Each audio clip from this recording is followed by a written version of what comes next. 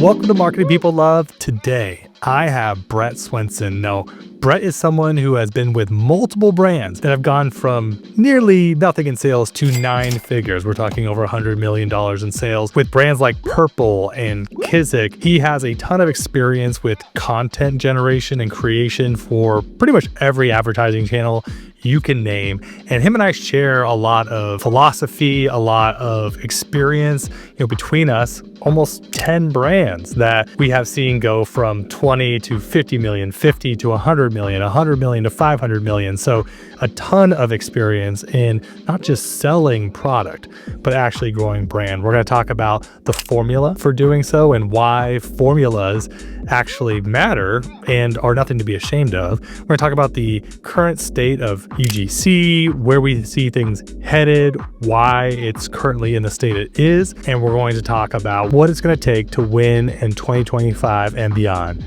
Brett, welcome to Marketing People Love. Thanks for having me. Glad to be here, and I can't believe we haven't done this before. So I know. Well, so the reason we're here is you have been posting absolute fire content on LinkedIn. I encourage you to continue, but there was a couple posts that had me from the pews saying yes, like preach. I was absolutely loving it. And one of those that I wanted to start with was you posted a winning creative formula, which was grab attention, keep attention, educate and entertain, which equals memorability and brand awareness. And $, $, which I'm interpreting as sales. I think we've had different, almost like we've lived similar but different experiences, whether it be with a mix of long form content or even just building brand in general. What was behind this post, and what in your journey at Purple and at Kizik has taught you the power of this formula? yeah, I think I remember when I was thinking about posting this, and at the time I just seeing a lot of quite frankly creative that was uninspiring, and thinking like we've lost the script a little bit. And I think as marketers, especially performance marketers, and in the D2C world, like there's a lot of formulaic approaches, and there's a lot, like I feel like one of the other things we talked about was kind of UGC and how saturated that feels. And I just feel like there's really, if you take a step back, like really the purpose of creating content and marketing, and I think why a lot of us got into marketing was to deliver great marketing that means something to someone, and can people are actually watching it, and they're not just watching the first 5 seconds and swiping through it. And I think when I was at Purple, worked with some really talented people, and I think when I was there for close to 3 years, we pumped out so much creative. I think over 300 pieces from long form to short form. We were known a lot for being like a brand that was like a content creation machine, right? And people came to just watch what were they going to do next. And I just remember, really the goal of that content wasn't like driven by revenue. It was just driven by, how much attention and how could we create viewership and keep people to come back and ultimately leave with an emotional feeling. And I think that's one thing I talk a lot about is driving emotion. And so I've just seen these things work over and over again. And when we've kind of gotten away from it, you feel a little bit stagnant and you lose some of the KPIs that we look at, which is, brand awareness, and like, are we making noise, and are we, what does our organic lift look like? A lot of those things that are, I think, a little bit harder to measure on the performance side or put a revenue metric next to them. Those are the important ones that are building, memorable brands today. Yeah. I mean, something I always, I've become aware of over the years. I mean, we've done so much brand building, right? And yes, sometimes it is longer form video, but I think in general, the mindset is to create a connection. Literally the name of the podcast is Marketing People Love. And that just came from this understanding that, I just more and more, I realize that people can't love something that they don't know, right? You can't, whether that's a person, like if you feel like someone's guarded and keeping you at arm's length, you're going to feel like it's hard to love them. I don't really know them. And so that, the idea that the more time that we spend with a brand, the more we're going to be endeared to them, the more that we're going to feel this sense of connection. Like, it's funny. You probably feel this way even as like I'm just speaking to people listening, but you might feel this way as like a consumer of even organic social content, where you might have a couple creators that you feel like you almost have like like whether you listen to a podcaster or you listen to, you have someone and you feel like you know them, you feel like you know their life, you're invested in their story and what they're coming out with and what they're doing. And it's like brands are no different. The more that time you can spend with the brand, the more someone's going to be endeared towards it. And I don't know, it's something that it seems intuitive, but it's actually really hard to do, because just like spending time with people, it takes a lot of intentionality. It doesn't just happen, especially in this noisy world. It's like you have to be deliberate. And I'm curious, especially with the brands that you've been working with, like, how does that manifest? Like, how do you know it's working? Yeah, I mean, like I said, I think and I think you talked to Preston at some point, and he's doing some really cool stuff around measuring some of this stuff. But for us, I think it starts at the top. Like, there's like, for me, I'm a metrics person and a performance marketer, but like, there's a lot of gut. I really like to rely on my gut as well and instincts, because I think, like when we're creating something, like, do you actually want to watch this? Are you if you take a step back and remove yourself from the brand, like, are you bought in, or are you just kind of churning out slop, or like just to get it out? And I think that's one way that, like, it starts from there. Like, does this mean something to me as a marketer, and the pride that I feel in it? And then from there, I mean, once you get creative out in the wild and you can actually measure it, I mean, we find a lot of those metrics, with brand and search lift. And, I'm a fan of looking at just like search trends over time of your brand, just to see, like, are we making noise in a sea of endless chatter out there? Like, how is our brand being received? And like you said, like, are we creating real connections? And I like to go and look at, we had, at Kizik, we had a Facebook community group, and like, are people active in there? Are they like, is there chatter amongst your most loyal fans? And I think you can get a good pulse check on your business when you start to triangulate some of these metrics that, again, are maybe a little bit harder to pinpoint revenue right off of. But, when you're organic and brand searches and things are elevating, like that'll lead to the bottom line sales that you're looking for. And that's how, when you're creating really memorable content, and the content that I was talking about in the post that you referenced, like, you'll see that from an awareness standpoint, and then that just fuels, the rest of your funnels and marketing machines. But that's one way that we like to look at it. And there's a couple, you can do that in Google, and obviously you're running your brand and search lifts and things like that within Meta. But I think those are a few ways that we look at it. Yeah, I mean, I think about all of the brands that we saw that really broke through, and we're talking, end up, we'll say 200, 300, 400 million dollars plus, they really get through that. Like, because you can get a brand pretty far on a single channel, whether it be Meta or even like, Google Shopping, depending on the brand. It's like, you can siphon enough of the demand, or Amazon, for example, like you can siphon enough to demand, or you can post UGC / still static images and like drive sales. But there's a point where that sort of that just plateaus for brands, especially if they're over indexed on Meta. And it's like these other channels, it's like they have always worked. I don't know how any way to put it, but there's always been these other channels. I mean, it was other channels like television. YouTube is a variation on television now. It's it's another platform. And I think that the two reasons that I was like, I think people can look at this formula that you laid out: grab attention, keep attention, educate and entertain, and then that leading to brand awareness as well as direct sales. I think most people look at that and go, yes, sure. But then where they kind of get stuck is they go, okay, but how do, like, if I have an image on Meta that's getting me I mean, I've literally had this experience with a brand before where they're like, I have an image on Meta getting me a 2.28 ROAS, and this video that you all created is giving me a 2.26 ROAS. Why would I run this video any more heavily than this photo? Because this photo is driving a point, I'm kid you not, like 1/100th of a percentage point higher.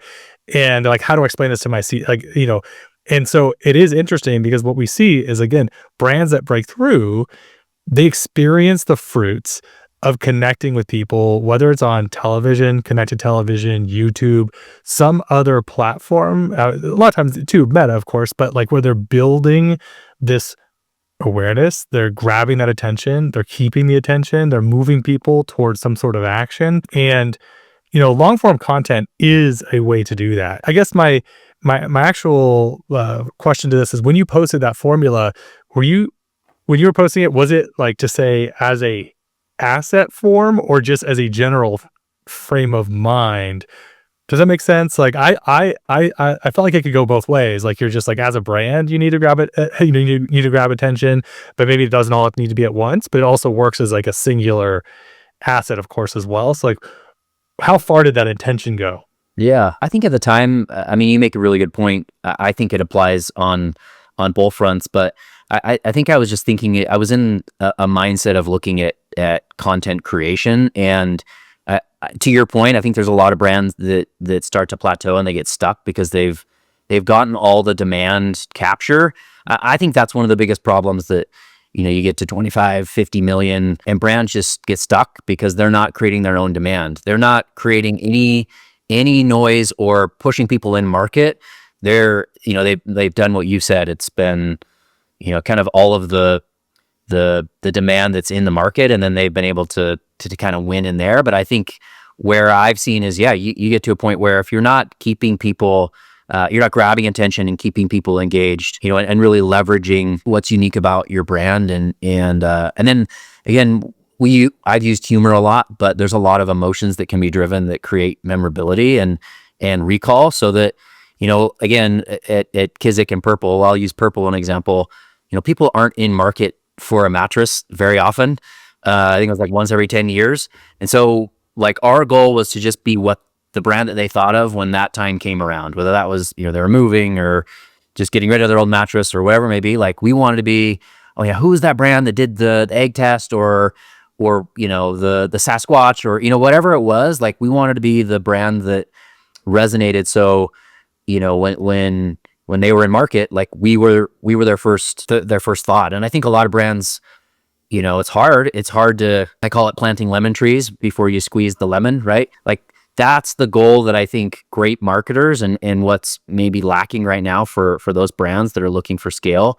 Like when you run a long form video in YouTube, driving a 0.4, 0.5 ROAS, like that's not compelling to a CEO, but like that's the kind of work of creating pushing people in market and getting people to consider you and creating your own demand versus, kind of what we talked about before. And so I think that's what I was thinking of. And just, I think the formula, there's obviously a lot to it. And I know, you've had a ton of experience here, but kind of, grabbing attention, keeping that attention, all the way through so you can tell a compelling story. I think as marketers, being a storyteller is our job, right? And then how do you educate and or entertain, right? And I think those things together, and there's a lot that falls underneath each one. Like that is a winning formula to create the things that we've been talking about, and build trust. And you mentioned it, like relationship, like a relationship with a brand that goes beyond a transactional one. And I just seen it work, multiple times. Obviously we've seen, time and again it's working. And so I've always, I can't help myself and wonder about, I think about the psychology of it. And one of the things that I have, I believe, figured out, I think you would probably agree, is that one of the biggest things brands, one of the things they struggle with is creating a sense of urgency. We always talk about urgency in offers, but what a lot of these ads do that's powerful is it introduces people to a potential problem that they're either already having or maybe not aware that they're having, but in some sort of way. To what humor can be a device for that, because I think a lot of times, it's kind of like it allows a more friendly way of saying, hey, like you can't sleep right now and your mattress sucks, right? And it's kind of like this idea that you open up, and then there'll be a lot of people who that goes right over the head. It's like, no, I'm sleeping fine. But for people experiencing that pain point, okay, you have their attention, now what? And then you're able to, walk them through it. And there's a point in that where you're able to create that sense of urgency to say, look, you're one click away from a better night's sleep. You obviously experience like kind of, there's a you're almost like self-identifying as part, like by watching the content longer and longer, you're self-identifying as someone who is experiencing the need for this brand, this product. And so what it does is it seems to help shorten what can be at times a longer sales cycle. I mean, you guys are selling, $1,000 plus, a lot of times $1,000 plus mattresses. I'm sure there was other price points, but it's not a cheap option. And you guys were one of the first at the time to ship it direct to people's home, like that, without sleeping on it first. I mean, that, or laying on it, like that was all so crazy. And I can't help but think that the role of just having people spend that time with the brand, self-identify in, it shortens that consideration cycle. Even if it's just 10-20%, like you play that out over millions of views, it changes the game for the brand. And that's what we tend to see over and over again. It just sort of helps to, once you get in front of someone, it's hard enough to get their attention. If you can keep it, it's going to shorten that consideration cycle quite a bit.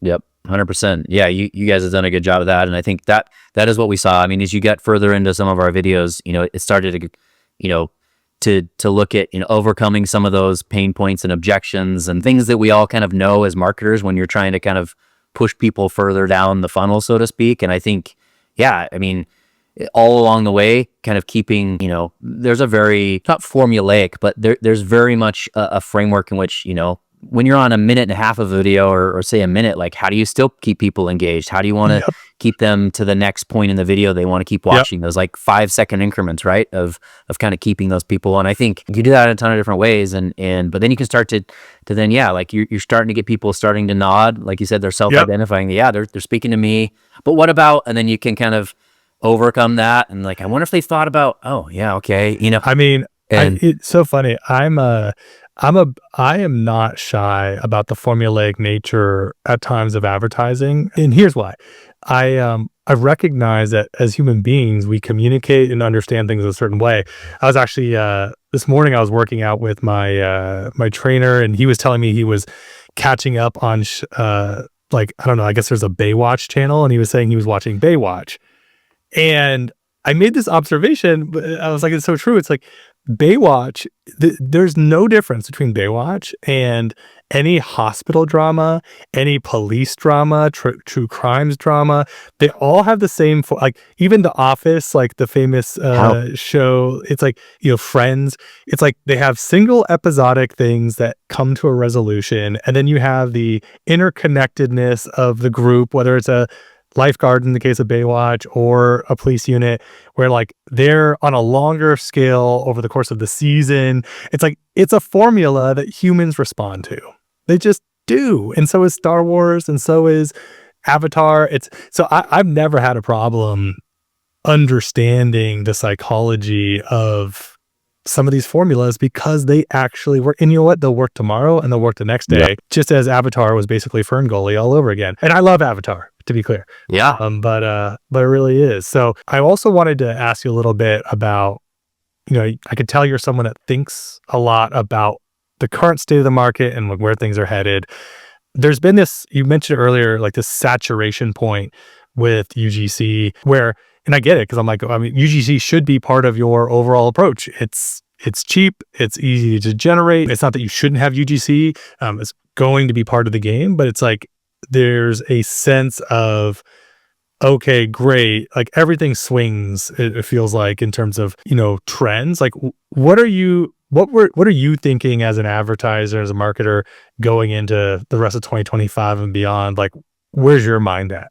Yeah, I mean, the post that you're talking about, where I was just kind of thinking about, I don't know. I mean, and I'll be the first to admit, like, there's a lot of UGC that we've built and run and spent millions of dollars behind because it works. I just felt like it's in a similar vein. I think we are going through a bit of a cycle in marketing where everything feels very safe and feels very saturated. And I feel like there's this sense and desire for discovery again, or people want to actually truly discover something. It's like your favorite, your new favorite band or a restaurant, like those feelings where you're like, oh, I got to tell you about this band that I found. No, they're kind of new to the scene. Like you love that feeling where you can discover something. And I think that's where creators were so powerful, right? You early on where it was very, I don't want to call it inauthentic, but it was very authentic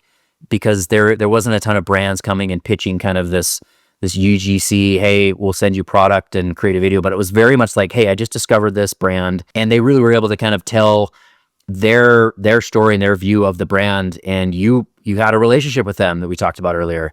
And I just feel like it's starting, like when my parents, my mom, she's 75, when they start to be like, I don't know if this doesn't quite feel, or, in her words, it felt, it feels like an ad, right? When that starts to be discovered by, aging America, like that's when that there's going to be a shift, in my opinion. Like I'd always run our website by my mom. Oh, that's so interesting. That's an interesting point and thought, because it reminds me of just like early pay-per-click ads on Google, where people, like my parents had no idea that those were ads for the longest time. Yeah.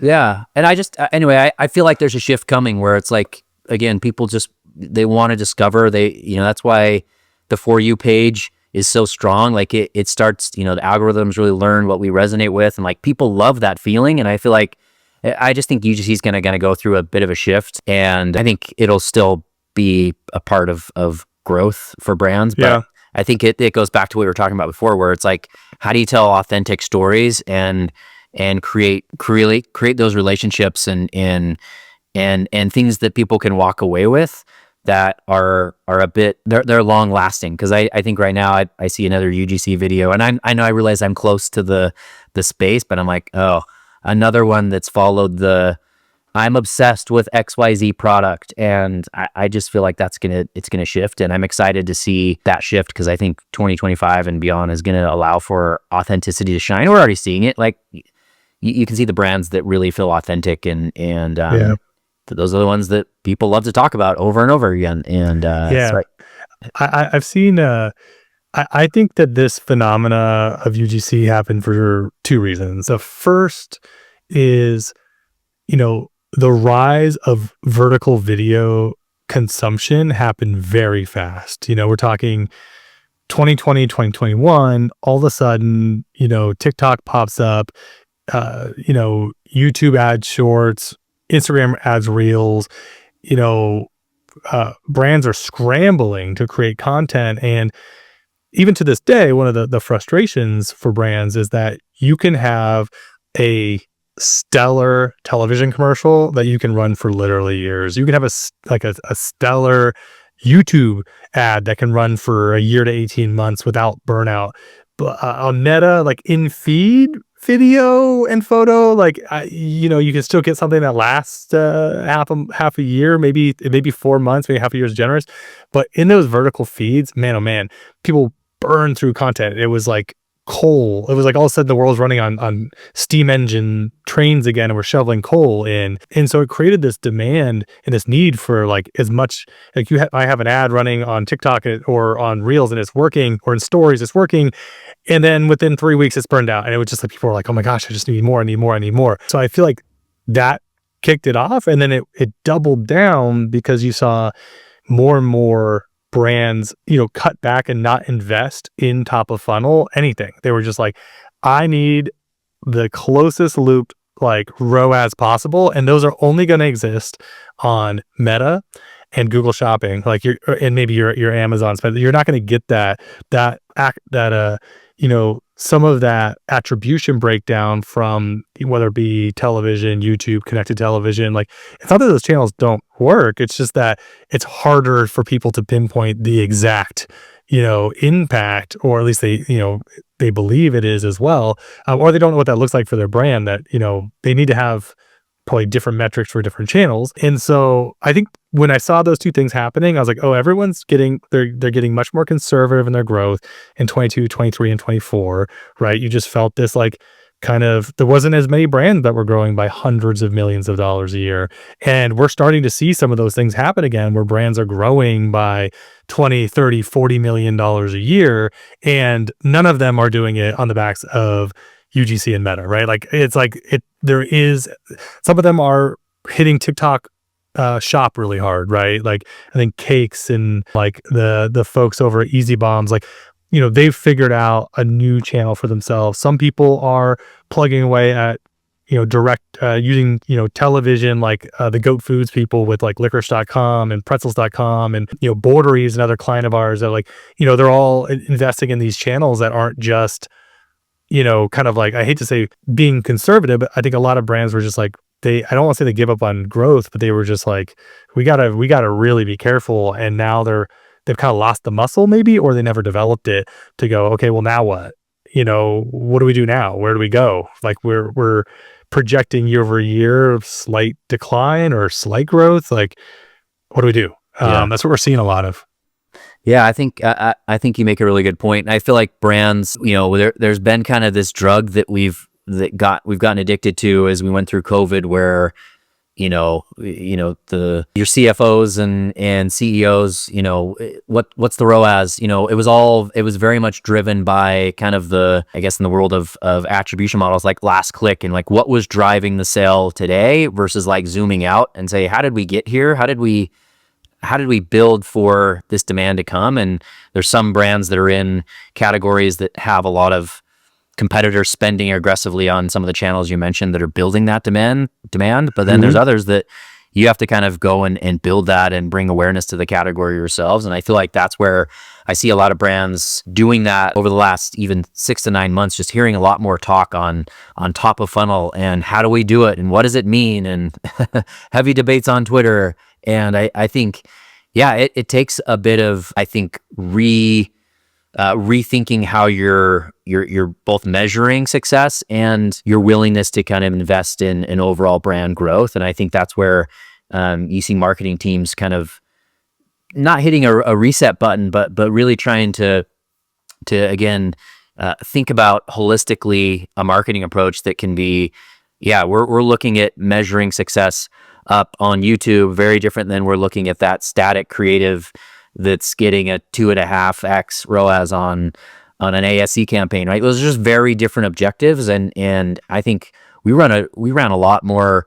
meta, like traffic and awareness campaigns 3 years ago than we've done in the past, and I think those can still work on meta. But I personally feel like meta has become a little bit more of that mid to bottom funnel demand capture, where the demand creation we've talked about, where it's linear and connective and YouTube, like and just like even offline marketing and for omni-channel brands, like that's happening elsewhere. And then that people are coming and kind of capturing that demand on the Google, search and PMax, and then you have Meta. And so I just think it's fragmented a little bit and different than how it was 3 or 4 years ago. And I think it's just educating up and down your company of how this new landscape has changed and how you're going to look to kind of measure success, and then find ways to kind of look up and down the funnel at how your efforts up here are really impacting where dollars come in. So it's a fun challenge. I would see too. I mean, you have in both of your last roles have experience with really building out the brand, the storytelling. It's like, I remember obviously I've seen a lot of the Kizik's ads. I own Kizik's, right? And you all did a great job of storytelling and creating this sense of like, I don't know if the word would be demonstrability, but like a lot of the, whether they were, I know some of the newer ones with like the snow boots and stuff, maybe they weren't funny or even long, but they still followed this sense of like intrigue. It pulled you in. It was really interesting. And so I think I'd love to get a little bit of like your experience, because I was thinking one of the benefits of when I watch brands go through this process with us is I'm like, well, most people have never even thought about what they would communicate for 60 seconds or 2 minutes. Like they never thought past like, the 20-second or 30-second piece. Like, what did you learn just in the act of creating, I guess, if that makes sense, for Kizik in particular? If I were to give it that, to define it more, it's like, what did you learn just going through the process of storytelling and refining by working on building it? It's a good question. I think first and foremost, I'll start here. Kizik, remarkable product, right? I mean, you mentioned it, very demonstrable. So I feel very fortunate that both Purple and Kizik being able to be part of brands that had products that were demonstrable and Innovative. innovative. Yeah, we had hundreds of patents at Kizik, and so I think for us, a lot of the times it was how do we make that shine, right? How do we make the product shine? Because it tells a lot of the story within itself. When you see a heel collapse and spring back, you see a boot that's 9 inches tall, and someone just steps in, and like, that's really easy for someone to be like, okay, wait, what just happened? And there's intrigue and curiosity without having to like oversell or over communicate. So I think, one thing that we learned was to really let the product shine and the technology. But I think we really wanted to help people understand what the value was as quickly as possible, because I think a lot of people, when you see at Kizik a hands-free shoe, you're like, oh, my shoes already do that. I can wiggle my foot and shimmy in a shoe, but like, to really help people understand that like this was breakthrough technology and something that was kind of category defining when I first started. Like, there wasn't a whole lot of competition in, easy on, hands free, you name it. It was like, yeah, I can put on my sandals or my slippers or whatever, but like we were defining a category. And so I think we really wanted to build legitimacy to the category to start and really set ourselves apart as the brand leader and authority in the space. Because we had the technology, the patents, the vision to back it up. So we wanted to tell that story. And then, yeah, how do we help people feel connected and feel welcome? I think one of the challenges that I had at Kizik was we sold product to 2-year-olds, to toddlers, to 80-plus-year-olds, right? That were aging America. And that's a really wide net. And so one of the things that we really believed in was, how do we make sure that we remain approachable and have the ability to connect with people up and down an age and a need spectrum. And that, sometimes I was like, man, it'd be so much easier if we just had to talk to X, like this narrow audience. Oh, and so it absolutely would be. It's not, it wouldn't, it wasn't like it might be easier. It would be easier because I'm like, to your point, the buying demographic, it's like, especially as you guys, I mean, Kizik became more and more fashionable too. Like, I don't know how else to put it, but over time, the shoes went from like one very specific look and feel to like, they're indistinguishable from other, shoes in the category. I don't know how else to put it, but they just looked more and more stylish. And now it just makes, now you have different looking shoes. They all do the same thing, but you're serving a very, very broad audience. That comes with its own challenges. Yeah. So it was challenging, and I think we did a pretty good job of just, the key word that we wanted to build a brand on was being approachable. We wanted to make sure people felt like we kind of described it as, if you remember the kid in high school that got along with the jocks and the nerds or the cheerleaders or the dots or whoever, right? But there was like always that kid that felt like he kind of weave in and out and really relate to these people. And that was what we tried to do, was to be that person for, those that had disabilities, to those that just wanted the convenience of it. And that just took a lot of work to try and find that balance. And so anyway, I don't know if that answered your question, but that was just something along the way of how we tried to really build a brand and tell our story and let the product shine, but also be really, really clear that we were the leader in the category. And I think that really served us well from standing apart as competitors start to come in and come after the lowest hanging fruit side of it. So, well, I'll say you just described my entire high school experience. So I guess I am the personal embodiment of the slip-on shoe from Kizik, but that's you, huh? Yeah. I mean, yeah, I was definitely in between everything. I didn't party, but I played a lot of sports, and I was on the debate team, the academic league team, but also played sports. So I was in and out of all the things. But I do like that you guys found a way to, through that process, land on your brand persona, your brand tone of voice, and that shined through. And it's part of why, the brand was able to grow to 9 figures and beyond. So congrats on that. I want to leave people on this final quote, which I think honestly sums up the entirety of our conversation today, but it's also why they need to find you immediately on LinkedIn. You had posted top 5 career lessons from multiple 9-figure brands that you've experienced firsthand. And the quote was, "Forgettable brands chase numbers. Unforgettable brands chase connections and the numbers follow. Which one are you building? So if you're going to write a book, that might be the opening line there, because that right after you posted that, I was like, you are coming on the podcast. We are jamming out. So thank you for joining me, Brett. I appreciate it. Yeah, it's fun, and I feel like we could talk for another hour or so. But yeah, just appreciate what you're doing and celebrating great marketing. So I'm a fan. Thanks, man. All right, that's what we have for today. I know I already brought it up, but you have to follow Brett on LinkedIn if you don't already. He is always posting great wisdom there. And of course, if you enjoyed this episode, please make sure to subscribe so you do not miss the next one. Until next time, this is Jacques Spitzer signing off.